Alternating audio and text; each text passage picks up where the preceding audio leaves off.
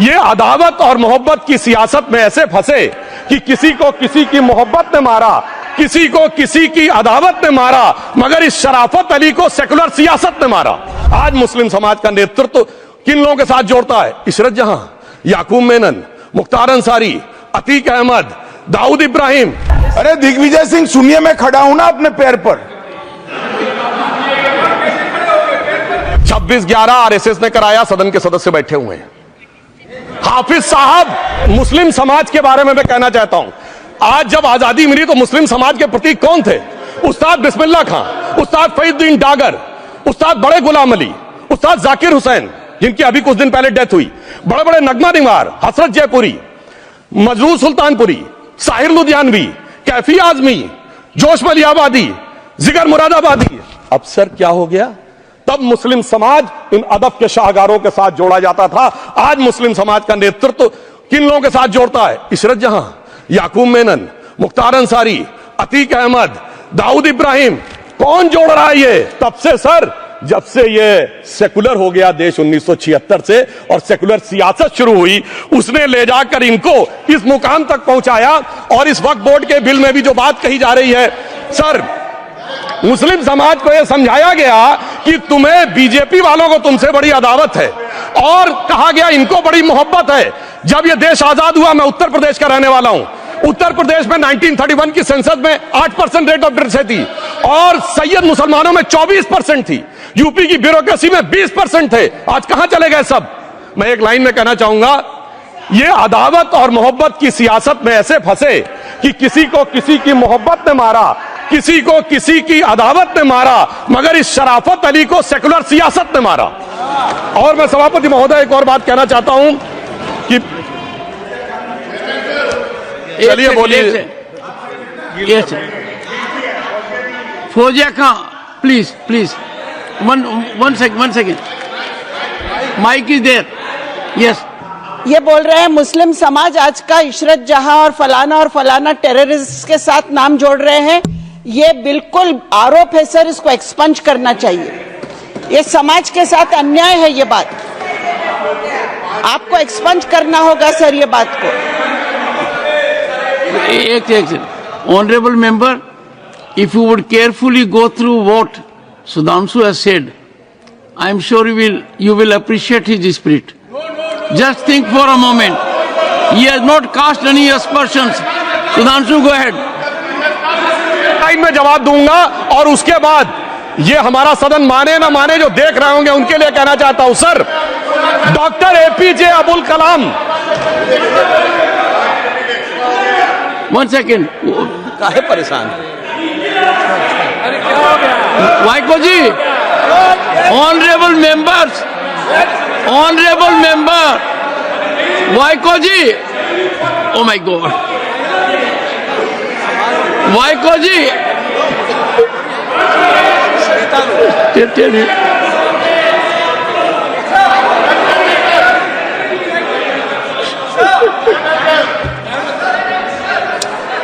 Honourable HM को जी हिंदी समझ रहे हैं।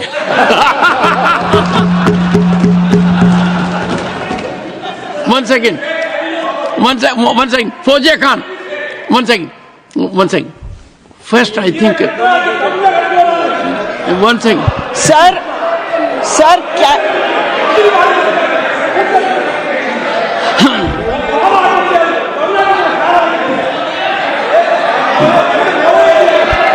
sir, community cannot be stigmatized. Yes. An entire community cannot be branded like this. Fauziya Khan ji, I'll come to you. I'll give you the opportunity. Honorable Finance Minister. But one line is said. One line. No, one nimisham irungappa, please.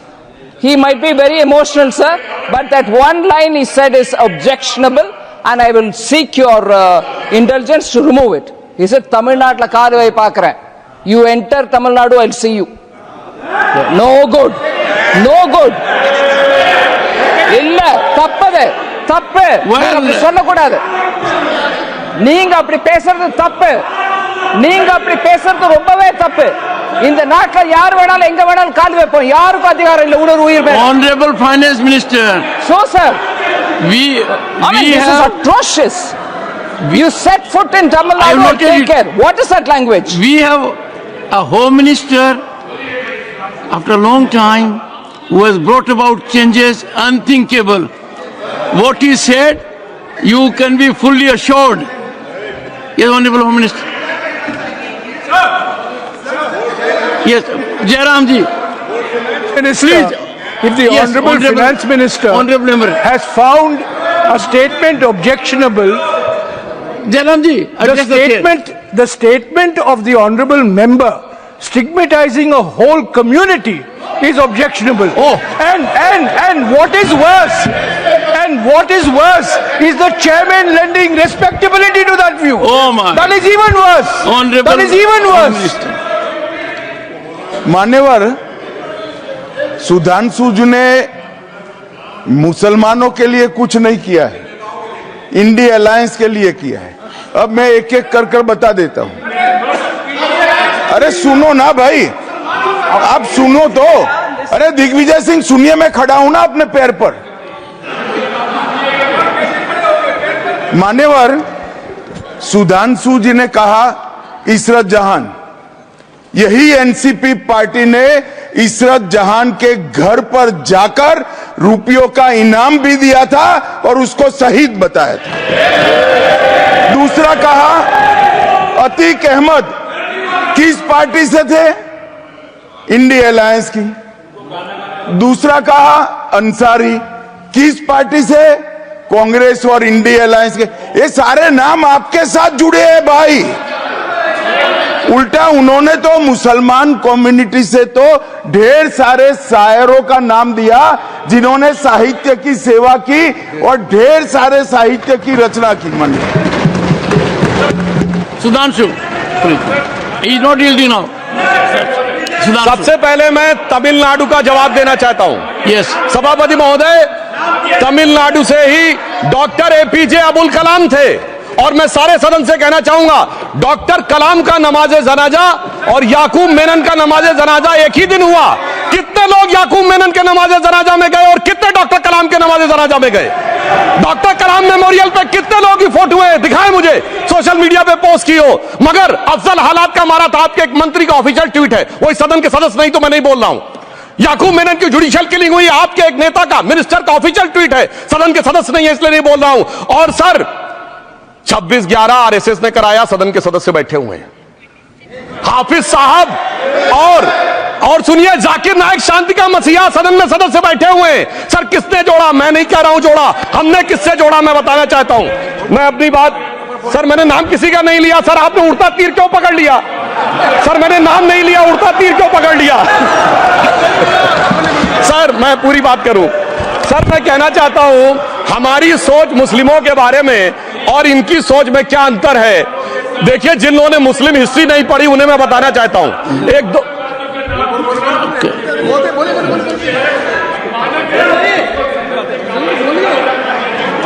सभापति महोदय, मैं थोड़ा उन लोगों को Islamic history के बारे में बताना चाहता हूं।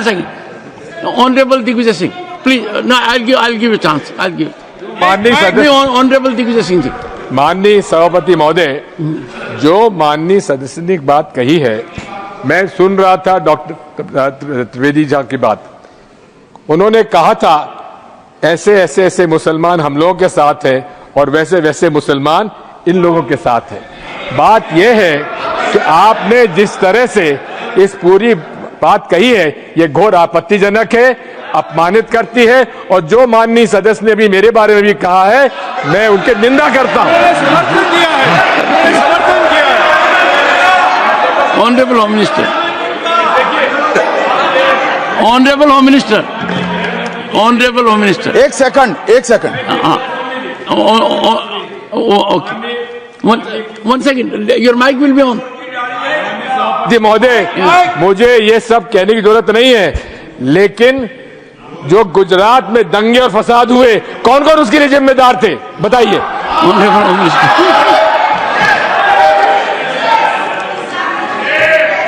मान्यवर, मैं ध्यान से बारीकी से पूरे संवाद को सुन रहा हूं। माननीय सदस्य सुधांशु जी ने दिग्विजय सिंह का नाम नहीं दिया। अब वो खड़े होकर कहे मेरे बारे में कहा, इससे साबित हो गए। और अभी भी मौका है, अभी भी मौका है। आपने नहीं कहा है कि 26/11 के हमले में आरएसएस का हाथ था, तो अभी खड़े होकर माइक चालू कराकर बुलवा दीजिए मंडल। और आपत्तिजनक बात है, मैंने ये बात कभी नहीं कही है, ये आप लोगों का प्रचार है। मेरी आपत्ति इस बात की थी कि सभी माननीय सदस्य ने और बात कही है कि अब हमारे तरफ ऐसे ऐसे मुसलमान थे और वैसे वैसे मुसलमान हम लोग की तरफ थे।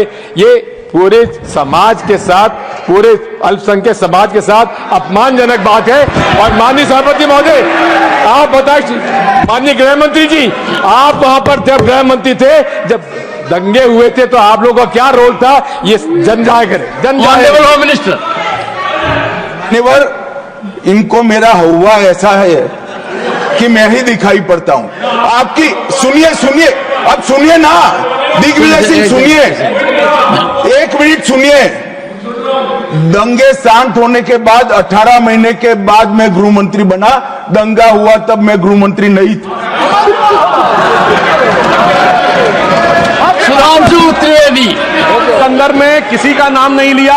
अजीज बर्नी की किताब थी 2611 एंड आरएसएस कॉन्स्पिरेसी, कोई जाके चेक कर ले उसमें कौन कौन कहां कहां था। अब मैं मुसलमानों के बारे में कहना चाहता हूं, मुस्लिम समाज के लिए। बहुत से लोग ऐसे हैं जिनको मुस्लिम समाज की हिस्ट्री नहीं पता है।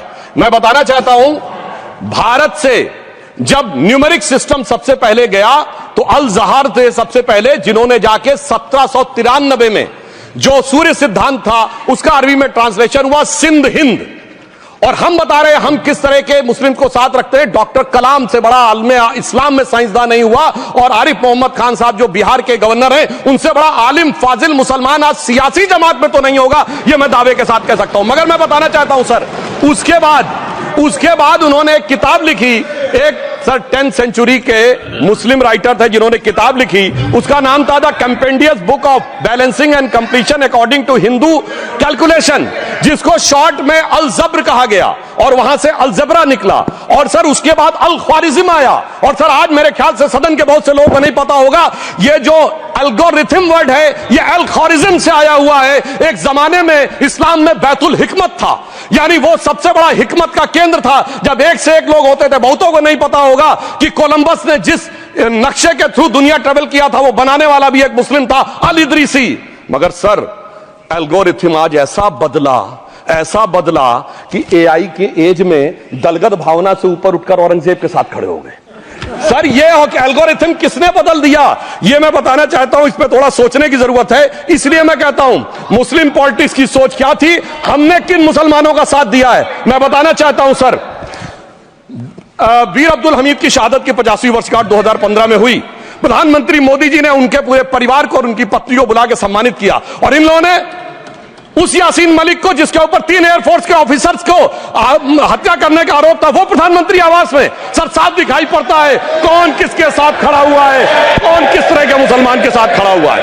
और सर मैं ये भी कहना चाहता हूं सर, ये पिछले सर अपने टर्न पे बोलिए सर, पिछले 30-35 सालों से हुआ खड़ा किया जा रहा है। 1990 में जब राम मंदिर आंदोलन हुआ, कहा गया बीजेपी आएगी उत्तर प्रदेश में खा जाएगी। सर बीजेपी आने के बाद उत्तर प्रदेश में जानते क्या हुआ सर, 22 साल से शिया सुन्नी के बीच में जो दंगे चलते थे और मदे साबा का जुलूस नहीं निकलता था, शिया समुदाय का मदे साबा का जुलूस लखनऊ में हमारी सरकार में निकलना शुरू हुआ। और उसके बाद कहा गया केंद्र में भाजपा आएगी तो खा जाएगी। सर अटल जी की सरकार आई, इतनी शानदार स्थिति रही। उसके बाद कहा गया गुजरात में आएगी तो भाजपा खा जाएगी। सर गुजरात का मुसलमान आज सबसे समृद्ध मुसलमान है, सबसे ज्यादा जकात वहां से आता है। उसके बाद कहा गया मोदी जी की सरकार आएगी तो क्या होगा। सर मोदी जी की सरकार आने के बाद हमारे साथियों ने बताया है अल्पसंख्यक समुदाय के 70% लोग हैं जिनको किसी न किसी एक योजना का लाभ जरूर मिला है। और सर फिर कहा गया सीए आएगा तो नागरिकता छिन जाएगी। सर उसके बाद भी आपने सब देखा, और सर हम बचपन में सुनते थे कि राम मंदिर बनने लगेगा तो मिडिल ईस्ट के देश पेट्रोल देना बंद कर देंगे। सर राम मंदिर भी बन रहा है, और भारत मिडिल ईस्ट कॉरिडोर भी बन रहा है, और अबू धाबी में भी मंदिर बन रहा है, और 4 मुस्लिम देशों ने सर्वोच्च नागरिक सम्मान मोदी जी को दिया हुआ है। इसलिए मैं कहना चाहता हूं सर, मर्ज हो तो उसका इलाज किया जा सकता है। जैसे हमारे यहां वैद धन्वंतर माने गए हैं, इस्लामी अकीदे में वैद हकीम लुकमान माने गए, तो कहा गया है उनके लिए कि इसमें क्या रखा है देखे है जो तू आन के पास, बदगुमा वहम की दारू नहीं लुकमान के पास। यानी मर्ज का इलाज है, पर वहम का इलाज तो हकीम लुकमान भी नहीं कर सकते जो आपने पाल कर रखा है। मैं कहना चाहता हूं, हम किन मुसलमानों की बात करते हैं? आप गंगा जमुनी तहजीब की बात करते हैं। सर दारा शिकोह औरंगजेब का बड़ा भाई था, उसने उपनिषदों का अध्ययन किया, संस्कृत में अनुवाद कराया और नाम रखा सिर्रा अकबर, यानी वर्ड्स ऑफ गॉड। मैंने किसी को दारा शिकोह की जयंती मनाते हुए नहीं देखा। मैं पूछना चाहता हूं, बेगम बीबी ताज, उनके घर पे जाते किसी ने सुना? सर ये बताइए, आलम शेख इतने बड़े कृष्ण भक्त के कवि, किसी ने सुना उनके घर पे जाते हुए? मलिक मोहम्मद जायसी जिन्होंने पद्मावत लिखा, उत्तर प्रदेश के रहने वाले, उनके घर पे कोई गया? ये बताइए, ब्रिगेडियर मोहम्मद उस्मान के घर पे कौन गया आजमगढ़ में, गाजीपुर